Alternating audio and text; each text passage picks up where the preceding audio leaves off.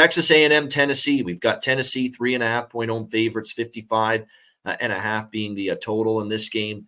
The only question for A&M is, the Alabama game was a big one. It's their second loss now of the season. They lost to Miami before that. First SEC loss. Are they easily able to bounce back from that 26-20 defeat to Alabama last week? That's the real big question here. Meanwhile, Tennessee's off a bye week, so it's definitely an advantage for Heupel and company.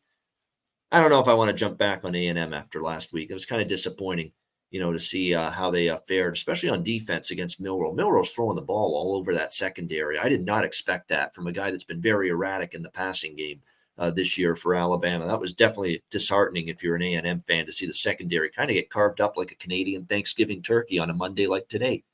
That's what we ended up seeing from the secondary there in that game. And the question is, can Tennessee do that to the A&M secondary? We know Tennessee offensively, Joe Milton, solid enough passing quarterback, but it's a team that prefers to run the football as their fundamental basis of moving the ball. And the one thing about A&M is the run defense is pretty strong. It's the secondary where they've been a little bit more susceptible.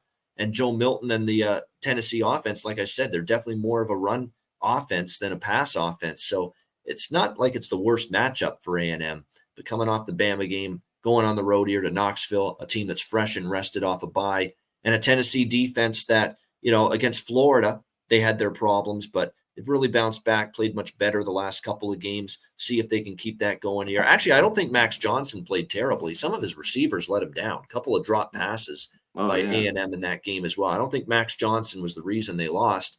His receivers kind of let him down on a couple of throws they should have caught. And then the secondary was the other reason. They just got beaten in the passing game by Jalen Milroe. So I think it's definitely a situational edge for Tennessee. Potential A&M off the Alabama game is a tough spot. Tennessee's off a bye week.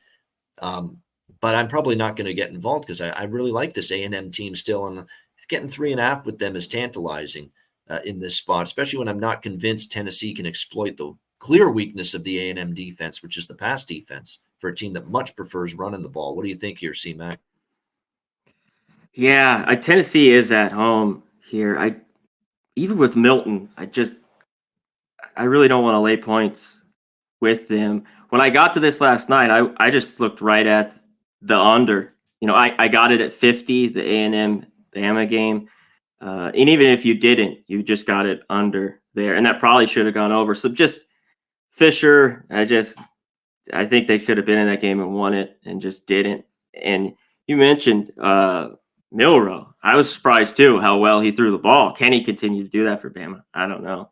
But Max Johnson's been surprising. This could be close. So if you like A&M, I think you take the points in this one. But I'm going to look at the under. All right, Conor, Mac looking at the under here in this one.